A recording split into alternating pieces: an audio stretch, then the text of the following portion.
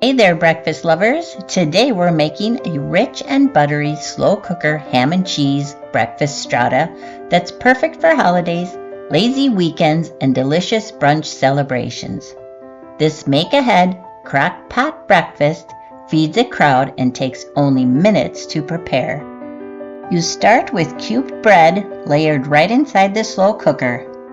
Any sturdy bread will do.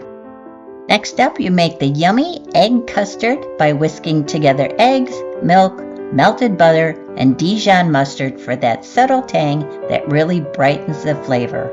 Pour all that over the bread and stir it well so the bread soaks up all that eggy goodness. Chop some ham and shred plenty of cheese. I used shredded cheddar and Swiss. For the grand finale, sprinkle all that with delicious cornflake crumbs and drizzle it with melted butter. That makes this strata out of this world delicious. Pop on the lid and cook for 4 hours, and your kitchen will soon smell like a buttery breakfast dream. Check the description box for more information, and as always, thank you for watching, and I'll see you next time.